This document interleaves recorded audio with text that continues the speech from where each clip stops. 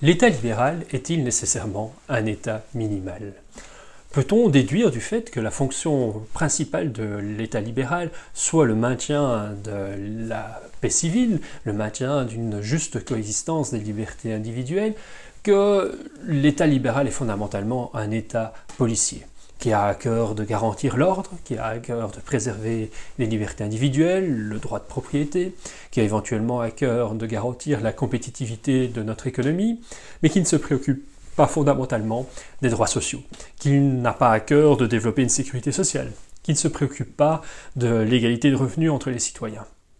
Ce serait en fait aller trop vite de faire une telle conclusion.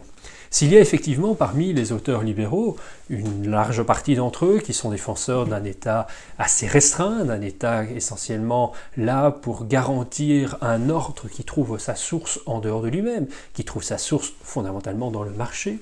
il y a également pas mal d'auteurs libéraux qui ont une position nettement plus ouverte sur la question de l'État social. C'est notamment le cas, d'ailleurs, du philosophe libéral le plus emblématique de la fin du XXe siècle, John Rawls, qui défend au contraire une conception très ouverte, très exigeante de l'État sur les questions sociales. Ce clivage interne au libéralisme, entre un libéralisme classique qui défend un État relativement restreint, un État minimal, un État essentiellement garant de l'ordre, et un libéralisme davantage social, davantage de gauche, qui est soucieux de l'égale liberté, et non seulement de la liberté, peut être présenté comme une réponse du libéralisme à la critique socialiste. Critique socialiste qui fera l'objet de ce troisième chapitre. Troisième chapitre donc, où nous verrons que le socialisme, un peu à l'instar du républicanisme, reproche au libéralisme de se contredire. En tout cas, on peut présenter cette critique du point de vue libéral comme étant un reproche d'auto-contradiction du libéralisme. En fait, de la même manière que les républicains pouvaient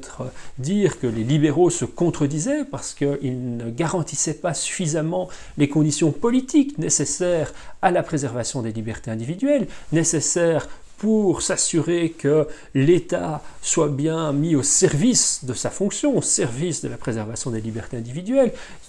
et pour éviter qu'une minorité de citoyens, d'individus s'emparent du pouvoir de l'État à leur propre fin, eh bien, de la même manière, on peut dire que la critique socialiste revient à interroger le libéralisme dans la mesure où il ne serait pas à même de garantir les conditions sociales nécessaires à la préservation des libertés individuelles, nécessaires pour garantir que chaque individu a la capacité, non seulement sur le plan théorique, non seulement sur le papier, mais dans les faits, de mettre en œuvre ses libertés individuelles, de poursuivre sa recherche privée de son bonheur personnel.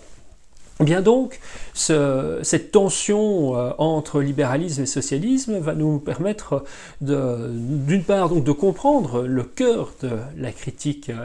socialiste telle qu'elle trouve sa source chez Marx au XIXe siècle, mais aussi de voir comment le libéralisme s'est transformé entre un libéralisme classique, chez même certains auteurs qu'on appelle les libertariens, qui sont vraiment les défenseurs de l'État minimal, de l'État policier, même s'il y a quelques libertariens de gauche, mais je ferai l'impasse sur cette nuance. Donc cette tension qui va apparaître au sein de la tradition libérale entre des défenseurs d'un libéralisme classique, avec une conception de l'État relativement restreinte, et des partisans d'un libéralisme plus égalitaire, d'un libéralisme plus social. En miroir, nous verrons comment la tradition socialiste a évolué elle aussi et comment le socialisme originaire, le socialisme davantage révolutionnaire a pu aussi évoluer, se transformer et notamment donner naissance au socialisme démocratique, à la social-démocratie que nous connaissons bien dans les pays occidentaux et qui a été un des fers de lance de la construction de l'État-providence et de l'État social que nous connaissons aujourd'hui. Alors, nous essaierons donc de comprendre en parallèle cette transformation au sein du libéralisme, entre un libéralisme classique et un libéralisme de gauche, et cette transformation au sein de la tradition socialisme, du socialisme révolutionnaire vers le socialisme démocratique, avec cette interrogation, en définitive, qu'est-ce qui distingue encore un parti ou un mouvement politique qui serait libéral de gauche d'une part, d'un parti social-démocrate. Et cette interrogation aussi sur les forces